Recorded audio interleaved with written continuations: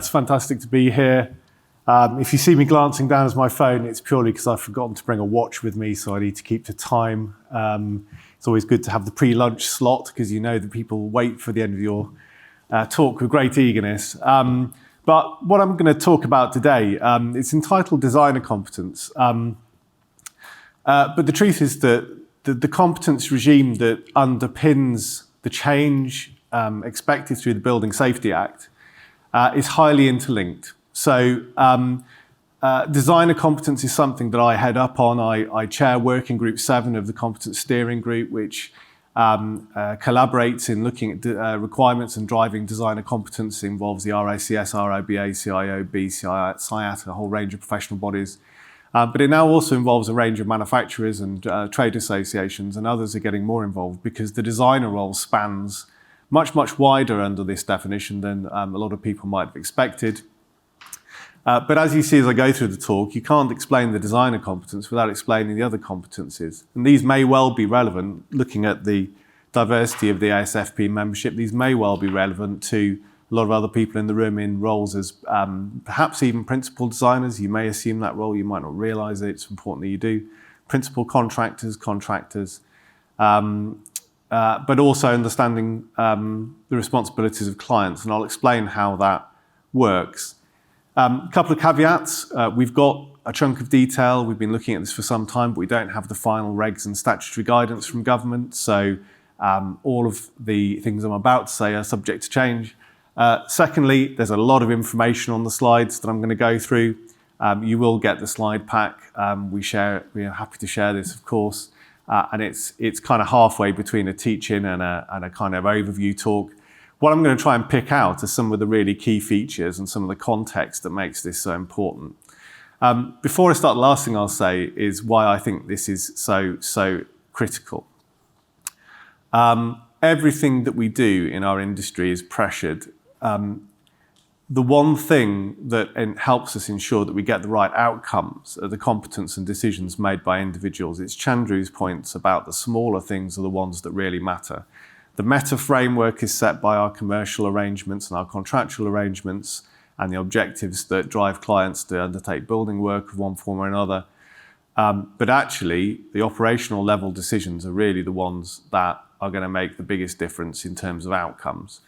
Unless we have a more competent industry, we're not going to have enough people to do the work we need to do. We have a skills and we have a labour shortage. We're not going to be able to attract people in because lack of competence drives down salaries. It makes it economically more difficult to recruit. But critically, we're not going to be able to achieve the building safety and sustainability outcomes that we need to over the coming years and decades without a higher level of competence in general. Buildings are going to be more complex and they're going to need to perform far closer to their expectations than has been acceptable in the past. So I'm going to start with a bit of context really about legislation, liability and sanctions, and just to kind of put the importance of this duty holding regime into context. It's always good to know where the legislation sits if you ever need to refer to it. So the bits of legislation I'm going to look at in the Building Safety Act are Part 2 of the Act, the regulator and its function, including a focus on competence. Part 3, which is amendments to the Building Act 1984, looking at duty holders and general duties and industry competence, and also enforcement. What's critical to understand when you look at the Act is that the vast majority of measures in Part 3 apply to all buildings, not just high-risk buildings. They apply to all buildings, and that's very much true of the duty holding range. So everything from the smallest domestic project all the way through to the most complex high-rise, large-scale building are all covered by these regs. There are additional duties for higher-risk buildings, yes, but these duties are absolutely applicable to everyone else. And then some elements of Part 4 to do with accountable persons and building safety management are also relevant. Some of the schedules 1, 2 and 3 are also relevant to those. So all of this sits under the new building safety regulator. Their legal remit extends to England only, but elements of the Act apply to Wales. The easiest way to understand the difference, does anyone here operate in Wales? Just as much, hands up, anyone who operates in Wales?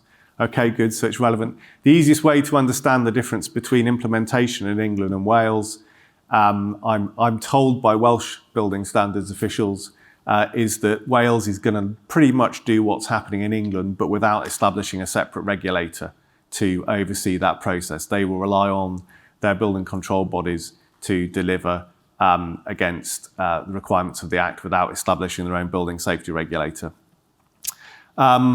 The regulator's got a whole series of duties to facilitate safety in high-risk buildings, duty to keep safety and standards of buildings under review. I think we all welcome having a much more active regulator who's got a much more forward-leaning approach to that.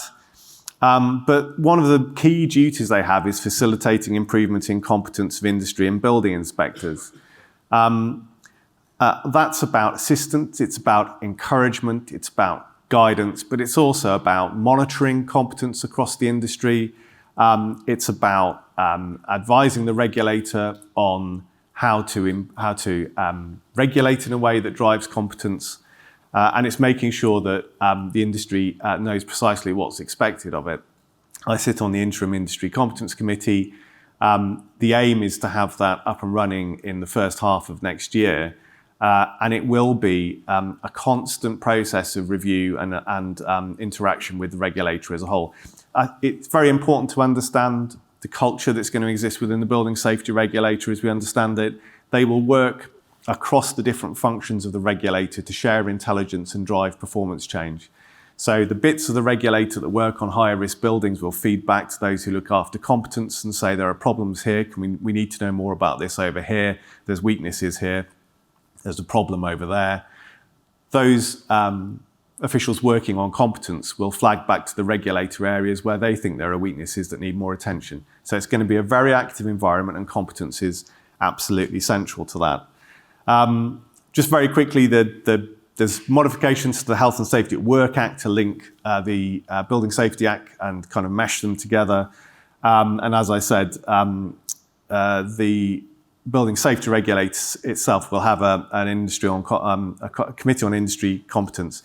It'll sit next to the residents panel, communicate with the residents panel, and also the Building Advisory Committee, which replaces BRAC. So, competence. Clause 34 of the Building Act, duty holders and general duties. So, this is very much reflective of the CDM regime. I think you must all be aware the duty holding regime that's being applied to building regulations compliance is now very much based on the CDM regime.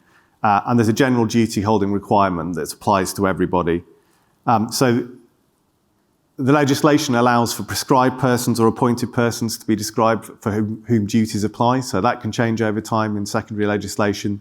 At the moment, I'll go through the framework in a moment. It'll be familiar to you. There's 5 or 6 of those.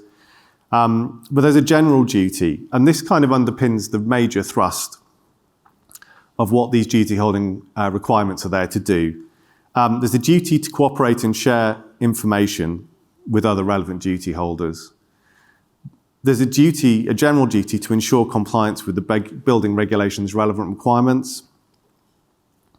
There's a duty to comply with any specific requirements, i.e. higher risk buildings requirements. And there's a duty to ensure that they and the people they appoint are competent to undertake work. Now, there are much more detailed requirements. I'm going to try and give you an overview of those. But pretty much, you'll see this pattern repeated throughout the duty holding regulations. So everyone needs to get a real grip on these kind of key aspects. Competence in this context, it's described, so we're looking at an environment where we're getting an increasing level of definition as to what competence is expected to be. It's based in skills, knowledge, experience, and behaviours being absolutely critical to the culture change that Chandru mentioned. If any of you are familiar with Flex 8670, I don't expect everyone to be familiar with it, but Flex 8670 is a benchmarking competence framework that sets outline expectations for building safety competence for the industry as a whole.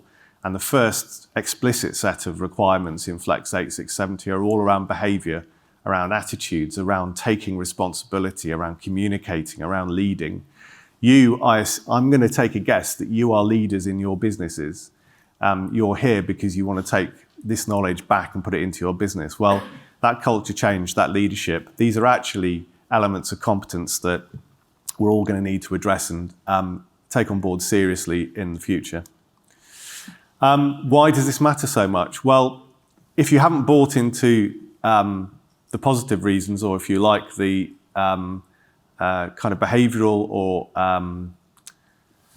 societal expectations that surround what we all do, we're looking at an environment with a very different level of liability, a very different level of exposure, and a whole range of new sanctions. Chandru's picked up on, I think, many of the corporate level sanctions that are introduced, but I wanted to kind of just highlight a few other areas where change is coming. So we have new regulations coming forward on compliance notices and stop notices that can be exercised by a building control authority. We're going to see those used a lot more. So where there's a concern about compliance and it's not being addressed through informal measures, we'll see stop notices and compliance notices being issued far more regularly.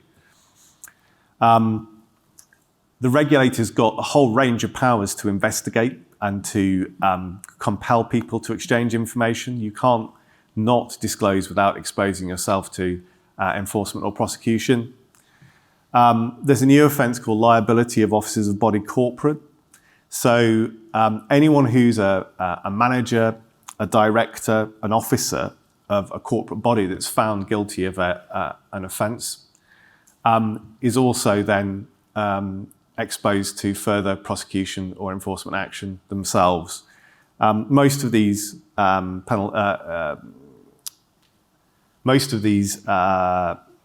offences are subject to 1 or 2 years in jail and unlimited fines. So these are really serious issues.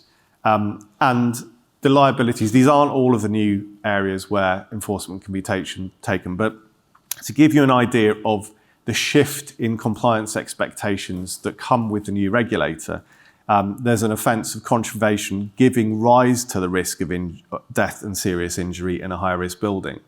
So this is an offence where the regulator decides that people aren't doing what's necessary to mitigate risk. No trigger event needs to happen. Something doesn't need to go wrong. If the regulator thinks that people aren't getting it right, they can actually enforce on the risk, not just on the actual event.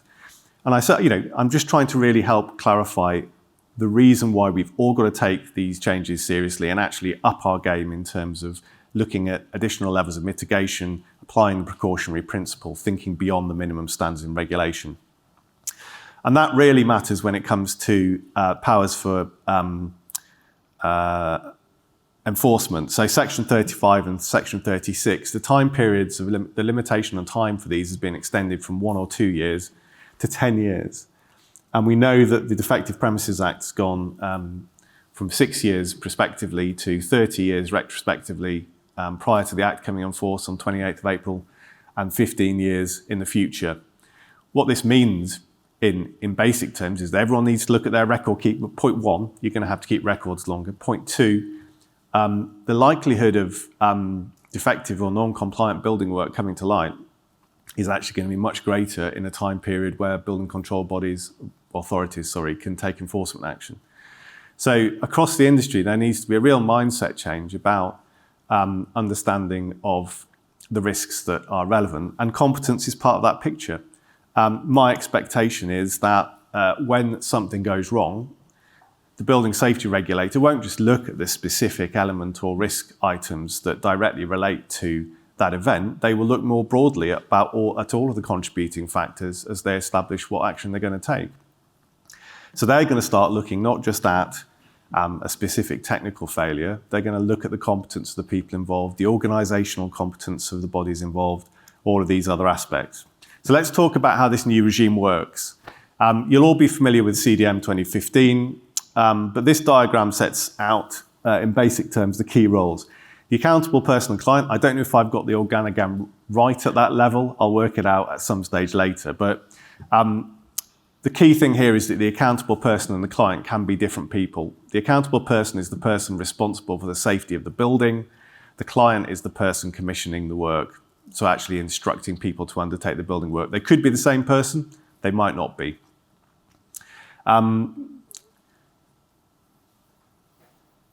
Where there's more than one accountable person on a building, one of them has to be allocated as the primary accountable person. So there's always one person. Usually that will be the person who's responsible for the external fabric and structure of the building or repairing rights. It's a slightly complicated thing to decide, but it all has to be agreed in writing as part of the licensing process. And accountable persons are only relevant to high-risk buildings as well. But the other parts of the relationship, client, principal designer, principal contractor, designer and contractor, are all as you might recognise them. So like I said, the accountable person is the building owner is the kind of simplest way to look at it. The client's the person commissioning the work. The principal designer is responsible for coordinating the design work. The PAS 8671, so the 8670 series of standards published by BSI, PAS 8671 is for the principal designer. Principal contractor supervises the construction phase. There's a PAS for that too. That's the competence standards for a principal designer. It's PAS 8672. Designers are anyone undertaking design work. I'll talk about that in more detail in a moment. And there's a working group 7 designer consultation on a competence standard or competence expectations for designers, and that ranges from everything from system and product manufacturers across to architects and engineers as lead, who have kind of much more kind of structural, if you like, overarching design roles. And then the contractor undertakes the construction process.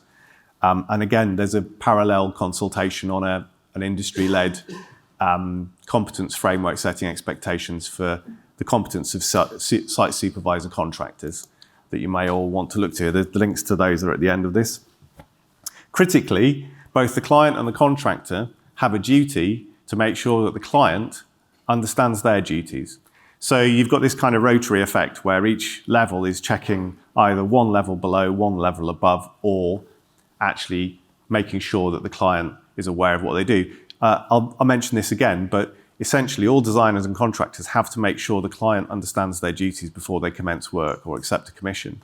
So there's a day one, moment one engagement with your potential client bodies. You need to make sure that that's the case. It's expected that clients will appoint a principal contractor and a principal designer. Again, very similar to CDM 2015. But the competence required to be a CDM designer, principal designer or principal contractor is different to that required to meet the requirements under the Building Safety Act. So you have two sets of people potentially called principal designers. One may be responsible for CDM, one may be responsible for the Building Safety Act. So one's about site health and safety through the life cycle of the building, and one is about building safety. Now they can be the same person if they're competent to do both roles, but they may also be different people.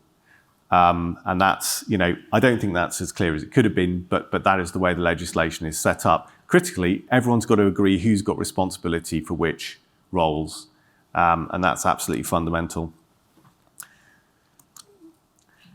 On domestic projects, perhaps not quite so relevant to this audience, but the requirements under the CDM regulations apply. I think critically, if where there's only one contractor involved on a domestic project, they actually take on the duties under this requirement, not CDM duties. They take on the Building Act duties as a duty holder.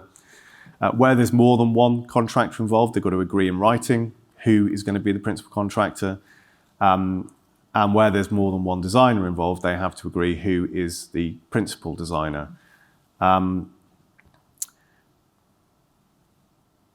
The same duties that apply throughout the process at all scales apply here. So there's a duty to plan, manage, monitor, and ensure compliance with building regulations requirements. There's a requirement to take reasonable steps to ensure competence of others who are working on the project, and requirement on the client to ensure the principal designer and principal contractor are competent.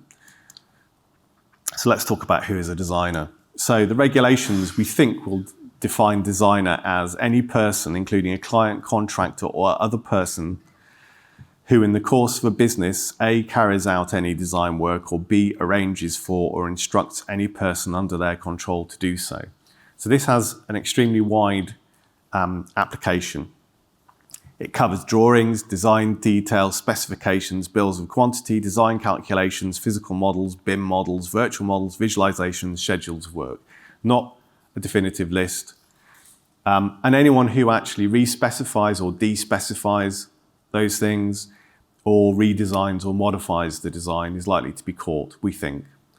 That means system designers, manufacturers, subcontractors, contractors, anyone in the supply chain, as well as those who are more recognised as having design responsibility, are likely to be caught.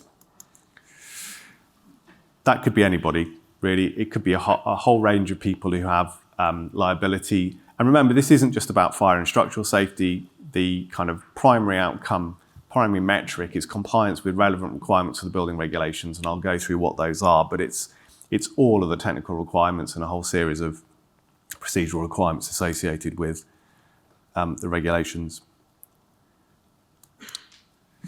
Our view is, if in doubt, act as if you were a designer. You should seek to clarify these roles. One of the key areas that the Flex 8670 says all competent organisations and individuals should be looking at is the interface of responsibilities where people's roles overlap, making sure that there aren't any gaps in that and that who's responsible for what's clearly understood.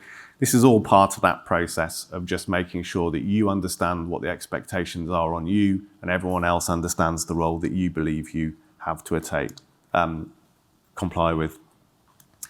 General duties, again, I've highlighted the kind of key elements in here. Comply with the relevant requirements of the building regulations by planning, managing and monitoring the work. There's a big issue here around making sure you've got your record keeping and your audit and your management controls in place, but also that you can demonstrate how those were put in place and managed during the project if something goes wrong. A duty to cooperate with other duty holders, including ensuring effective communication, support others in achieving compliance,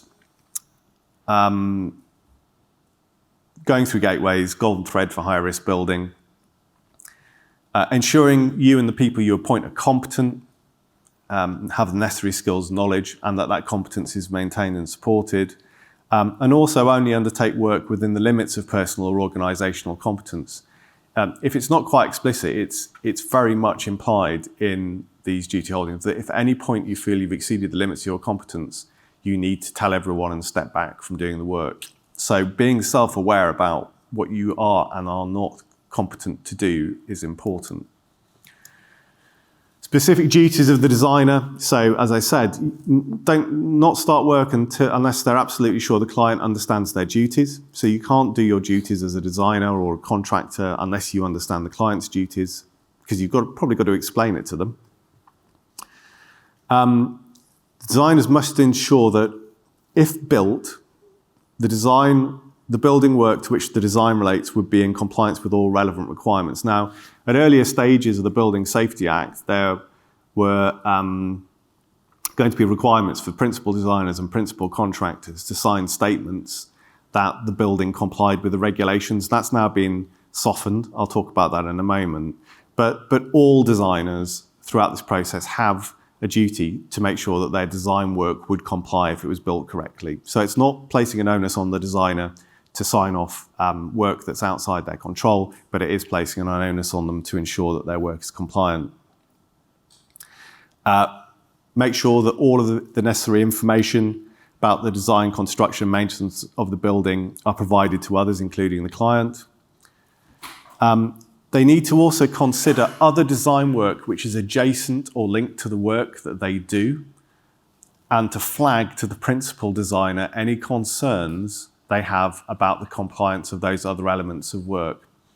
So again, in law, our responsibilities as designers are now expanding to risk assessing the interfaces of areas where we've got knowledge and where we can see what other people are doing and whether we think there are any problems with that.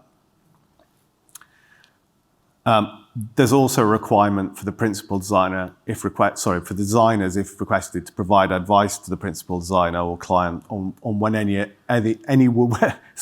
whether any work they're doing means that the work becomes a higher risk building. So if there's a change in dimension or if there's a change in any aspect of the nature of the building that triggers the HRB framework, they need to tell others about that. The client has a specific duty to plan, manage and monitor project. And this is, I think, really critical. They have a legal duty now to allocate sufficient time and resource to deliver compliance with the relevant requirements of the building regulations. I think this is a huge, huge change. I don't know how well it's been recognised, but there will now need to be a kind of recorded evidence process by which timescales and finance and personnel allocations within client bodies or their decisions in that respect are actually recorded and then can be held to account if there's a failure at a later point in time. I think that's got to be a really good thing for the industry as a whole. There's been too much unrealistic programming and there's been too much unrealistic financing over time, and it's driven some very bad behaviours. So I think that's a great thing.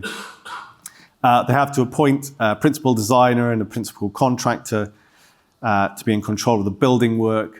On higher risk buildings, I'll come on to this in a moment, but on higher risk buildings, the principal designer and principal contractor have to be both appointed prior to the Gateway 2, prior to the building control application stage, which again, another huge change when you think about it in depth. They have to provide building information to every designer and contractor. Failure to share any relevant information is probably going to get you in big trouble. Clients can't hold information back if it's inconvenient because they don't want someone to kind of apply the right solutions or they want to avoid cost. They need to provide that information in law. And they need to cooperate and share information. Principal designer, again, plan, manage, monitor, coordinate matters relating to the design work to ensure it complies with building regulations, ensure that they, and all the others, so it's the lead role in ensuring there's communication and collaboration, liaise with the principal contractor and share information relevant to the building work. There's some unknowns here around novation and what happens where a principal designer's role is taken over by a principal contractor. They can be the same entity. And I think we'll have to understand that with greater clarity. But effectively, there must always be a principal designer through the construction phase as well. Even if that is still the principal contractor, they have to recognise they have taken those responsibilities on and assist the client in providing information to other designers and contractors. And then specific duties on contractors to not start building work unless satisfied the client is aware of their duties. Provide each worker under their control with appropriate supervision, instructions and information to ensure the building work complies with relevant requirements. Refuse to undertake any work they believe is not in compliance with the building regulations. So contractors, subcontractors, anyone who comes under the definition of contractor, which is essentially anyone undertaking building work or instructing someone to undertake building work, they now have a legal duty to refuse to do work they believe is non-compliant. And the principal contractor, again, plan, manage and coordinate the building work, coordinate to ensure it complies with building regulations, ensure cooperation, liaise with the principal designer, assist the client in providing information and check the competence of the supply chain that they're over. So, it's a bit repetitive. The regulations will, but the regulations are structured so that these duties are reinforced again and again and again throughout. And the key factors that sit within that are to ensure clients are aware of their duties and that responsibilities for the different roles, principal designer and principal contractor, are allocated and agreed in writing. Work within the limits of competence, have suitable oversight of the competence of others working under supervision and record it, have evidence of it. How do you assess the competence of those working under your supervision? How do you ensure that their competence is maintained? Collaborate and share information. So everyone's got to start thinking about how they more effectively communicate and the resource that they allocate to do that and record it. Plan, manage, monitor, record and review work. Again, there needs to be an audit trail and a management system that ensures that the right outcomes are being achieved. And then ensure work complies with the relevant requirements of the building regulations. So on additional duties for higher risk buildings, clients must ensure that designers and contractors are aware they're working on a higher risk building, so you should be notified by the client, but it's got to be basic good practice to ask the question whenever you start a job or anything that may look vaguely like a higher risk building. Is this an HRB?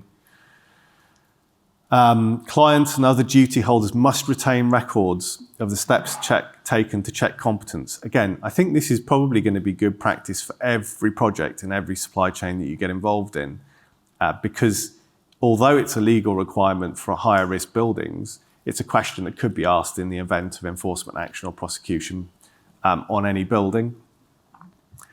As I said, the principal designer and principal contractor have to be appointed prior to the building control stage. This is, again, potentially quite a big change. You've got to have your contractor appointed before you go into the building control stage of work. Quite a big change there for the overall procurement pathway. The principal designer and principal contractor have to undertake some due diligence checks on their supply chain. So this is really important stuff.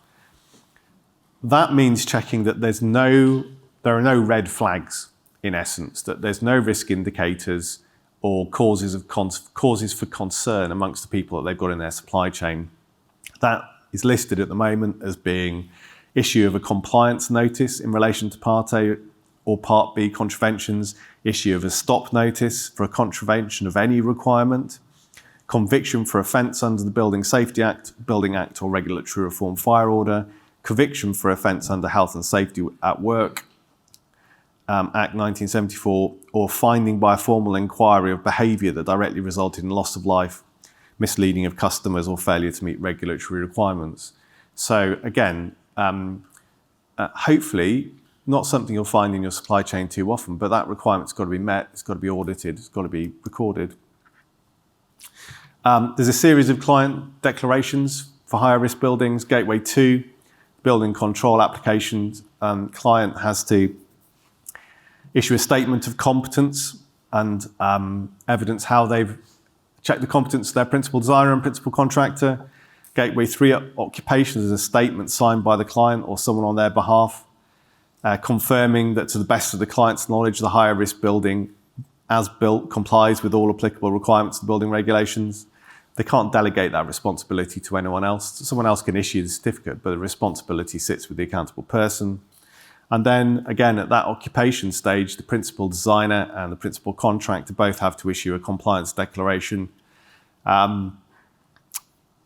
which sets out that they've taken all reasonable steps to comply with the duty holding requirements.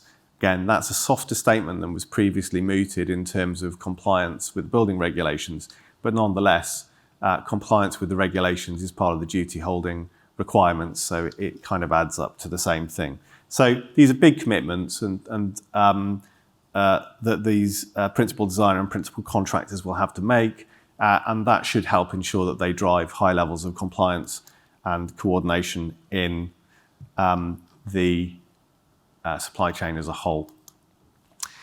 So what are the key elements of compliance? Again, come back to the same themes over and over again. Behavioural responsibilities matter. Being able to demonstrate that you didn't just do the minimum required of you or what's limited to your responsibility. You've got to think slightly broader and you've got to think in a more cohesive and you've got to think in a more collaborative way and record how you've done that. Procedural, you really need to understand the new steps in the framework and make sure that your operatives are aware of how this system is going to work and what the implications are. It's not too difficult to do that, but you've got to do the next bit, which is getting your managerial system sorted to make sure there's effective oversight and you've got the records you need. I mean, I think the image I would say is, if you end up standing in front of the regulator, can you evidence how you've met these requirements effectively? that needs some human interaction, and it really needs to be sense checked against box ticking, because that will probably be kind of perceived fairly quickly and seen as inadequate if you're not actively thinking about the outcomes that are wanted. And then technical, absolutely understanding not just the directly applicable parts of the regulations that you deal with, but also looking at those that are adjacent to you, so that you can exercise your responsibilities in respect to whether the overall solution that you're part of delivering is compliant. I've kind of expanded on those a bit. I think behaviours, acting ethically. Ethics is a difficult one. Ethics one of the first articles I wrote when I became technical director at CABE was the only way is ethics, which was my way to try and get people to read an article about ethics. But actually, it's about, what I say is it's about treating other people the way you would want to be treated yourself, and having a framework that allows you to make judgments that aren't purely technical or commercial, and also stand by those in a way that you would on a technical matter. I've talked about personal and collective responsibility. There's a huge leadership issue that we need to have in the sector. People need to have the confidence that doing the right thing is going to get backed by their line and by their bosses. That has huge benefits to all of us in helping deliver the right outcomes, enabling us to kind of be confident that the work that's done is right. But also, if you do come up into an enforcement situation, being able to stand behind what you do, and managing competence, managing our own competence and the competence of others. Complying with regulatory frameworks, so understanding the duty holding framework, understanding the client duties and procedures, understanding how those duties differ. I don't know what range of projects you work across, but if you're going into the domestic realm, you need to think carefully about how what you're doing fits into this framework. Making sure you've done the right things before commencing work. So we've talked about ensuring the client knows their duties, but also identifying any work you think is not compliant before you do it. Understand the general and specific duties. You need to have good project planning and audits, manage information effectively, particularly where the golden threads are a requirement, communicate and exercise effective design risk management. I think design risk management is an area where we can all improve, and certainly the industry needs to get better at it. And then, invest to make sure that the technical requirements of the regulations are understood. And also think about whether you should be advising or looking to go further. We are entering into a very, very different era of enforcement, and looking at the case law that's starting to emerge around remedial works and defective buildings, it seems that the courts are looking at the wording of the functional requirements primarily as the determiner of whether people's actions in other respects have been appropriate. So the letter of the law is taking significant precedence over statutory guidance. And our advice to members is very much think about additional mitigation, think about going further than the minimum, think about how you can demonstrate that you've focused on the outcome and not the letter of the technical guidance or the statutory requirements. Competence in itself, you've got a whole afternoon talking about how that's going to change in your sector.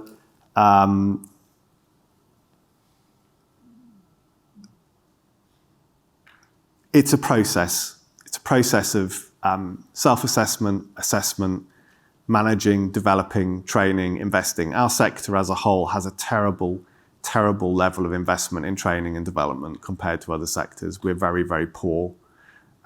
We need to take it seriously, and we need to create frameworks that support people to get real benefits from training and feel they've got those benefits, but also we need it to demonstrate how we've measured and assured and developed their competence over time in the future. Again, case law, the courts are not just looking at the minimum standards, they're looking at good practice documents, they're looking at best practice, at other standards that sit around the issues that they're examining and saying, why didn't you follow these? This is the guidance that's issued by your sector. This is the guidance that's issued by your peers that says what good practice is. You didn't follow it, why not? So we need to broaden our thinking about how we take those factors into account and apply them. Think about membership of a scheme of some form that's going to actually have credible assessment of your competence. I've put professional membership body down there because I have to justify my salary somehow. I would seriously think about whether a professional body can help some of your staff or help you in areas. And certainly, I'm a big fan of the kind of engineering approach to risk management and all of the varying aspects of ethical and professional behaviours. But you've got to find a way of doing this. You've got to be able to demonstrate that you understand the skills and knowledge people have, that you measure it on a regular basis. One of the big changes that we're going to see rolling out over the years coming forward is an expectation that people are not just assessed once, but revalidated repeatedly. So for building control, there's a consultation out at the moment. Building control professionals suggesting they'll have to go through a revalidation process every 4 years.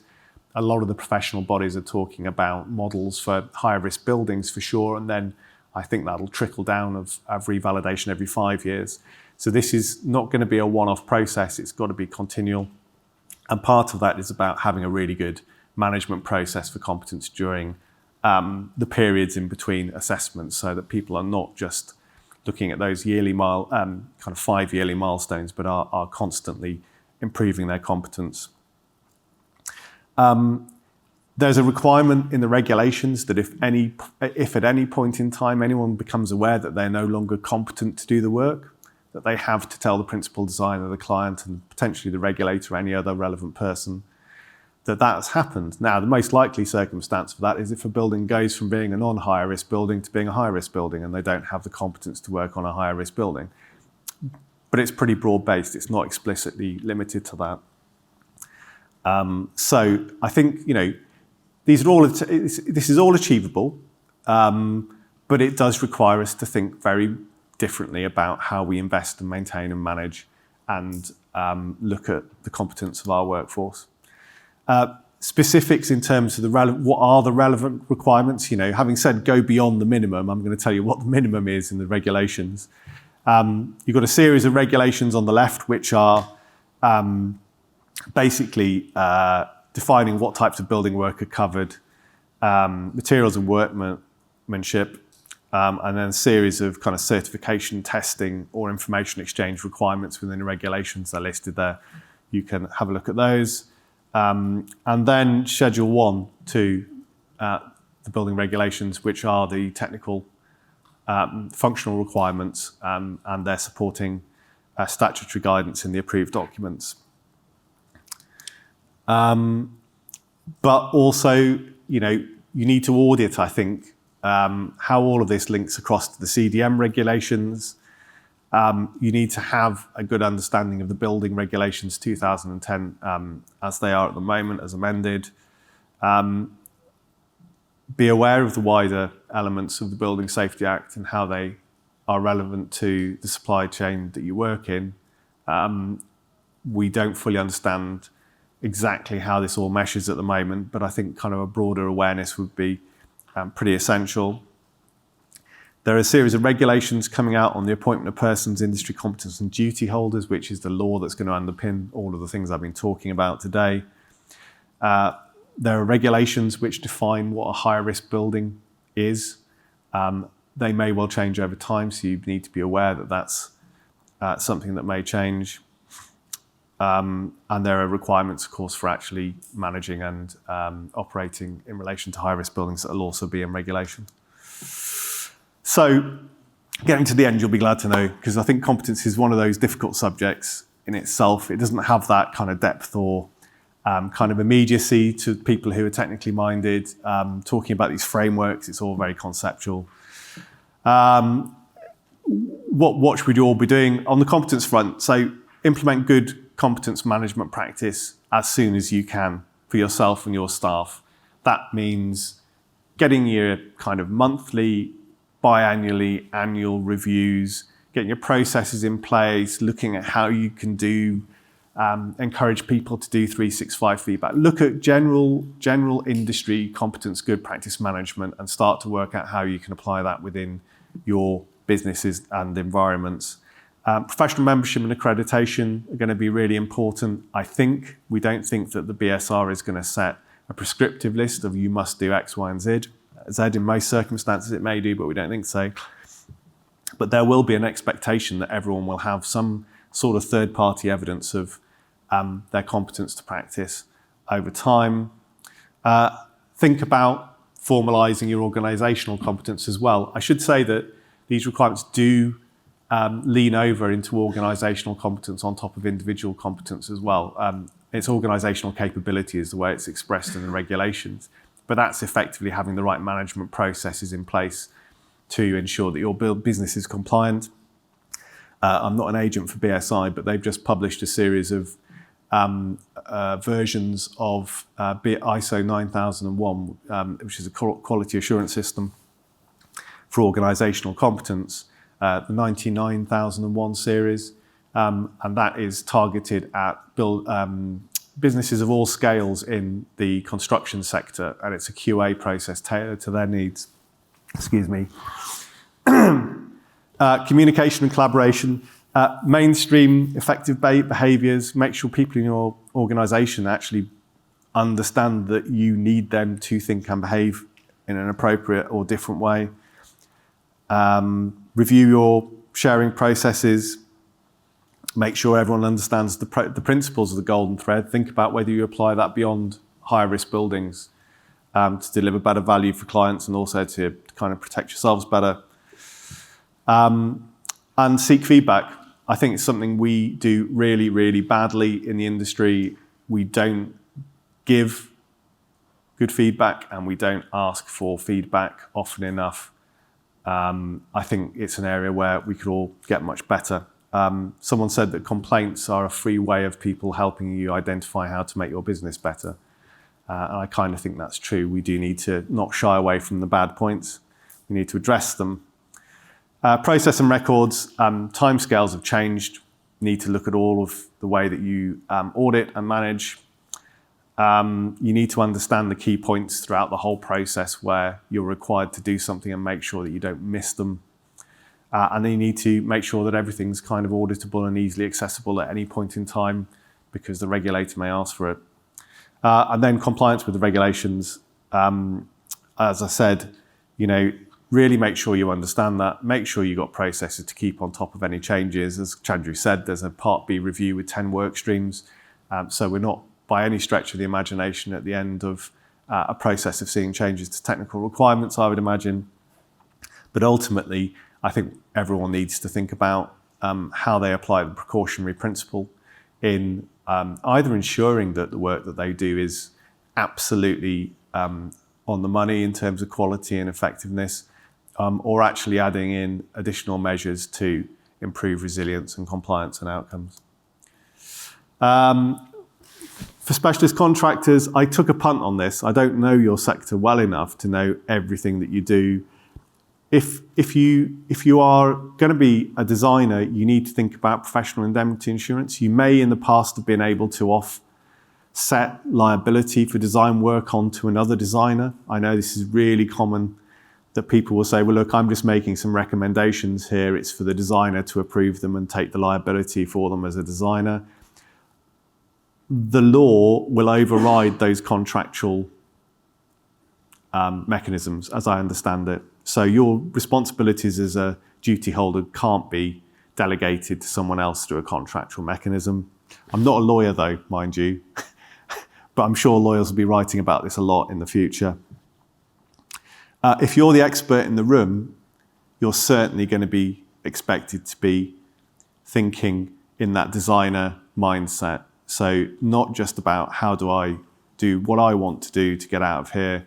Sorry, that sounds terrible, but I know the industry is just so pressured. You've got to think about those broader issues around the interfaces and boundaries of what you're doing and about the wider responsibilities and outcomes.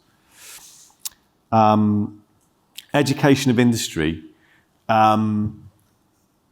I think it's really, really important that we freely share more of the information that we protect within our kind of different parts of the industry. It is really critical that the more detailed knowledge that is often kind of firewalled or siloed is shared and promoted, and that we actually start talking across sectors and really investing in that discussion across sectors in a more effective way. It's not something, there's been a lot more collaboration over the last 5 or 6 years than I think there ever has been before, but we need to go further with that. Boundaries and interfaces, I do think ASFP members have got a skill set that enables them to help deliver better outcomes if you're willing to invest a bit more time. I know it's always difficult. People don't always want to be educated or advised on things. It's not always easy. But actually, going that extra mile is the right thing to do. So think about how you can deliver better value at where you interface with others. And then invest in competence and show leadership. Again, same themes I've talked about all the way through. The people at the top of teams, the team leaders, the managers, directors in companies, you need to get everything lined up so that you're all driving in the same direction and these messages are consistent. Because if you don't, then you won't be able to have the confidence that your teams and your businesses are aligned with the expectations that we're going to see coming out of the building safety regulator. It's also the right thing to do. You know, we all need to get better at focusing on the outcomes, not just the deliverables. Couple of links there to different competence frameworks, consultations, and British standards on competence that I mentioned. So that's the PAS 8670, 8671, 2 and 3. And that brings it to the end of my talk. Thank you very much.